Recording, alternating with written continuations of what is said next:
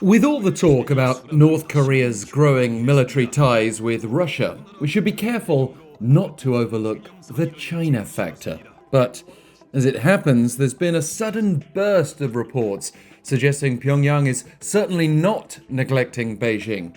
But it may be that South Korea also senses an opportunity to get closer to China, as we'll see. North Korean leader Kim Jong-un himself has vowed to further develop ties with Beijing, having met with China's top legislator, Zhao Leji, in Pyongyang over the weekend.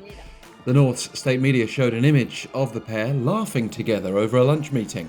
Kim described Zhao's visit as of a very weighty significance in demonstrating the invincibility of the North's friendship with China, as well as indicating the development of ties. Another image of them showed them clenching their hands towards each other as the North Korean leader bid Zhao farewell. And while we didn't get specifics on their focus for developing Pyongyang-Beijing relations, history tells us that China has been a vital source of economic support for the North. Zhao also reportedly insisted China is adamant about maintaining its traditional friendship with North Korea and boosting cooperation. And it's significant that Zhao was in North Korea at all.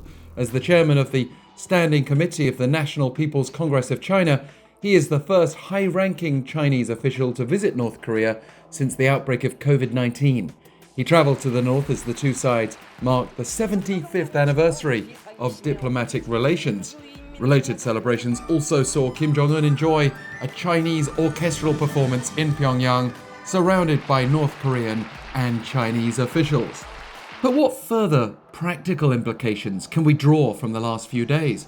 Analysis in South Korea suggests that Zhao's trip to Pyongyang may lead to a full-fledged recovery in North Korea's ties with China, which likely wants to ensure it remains close enough to the north to counterbalance the rising influence of Russia since last year when Kim Jong-un met Vladimir Putin.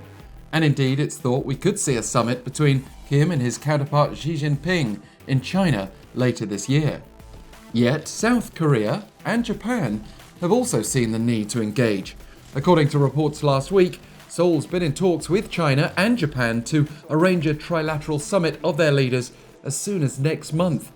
The last summit of this kind was held in China in late 2019, but the three sides are apparently moving to reboot this meeting as a way to discuss economic cooperation and regional issues, including North Korea's nuclear weapon development.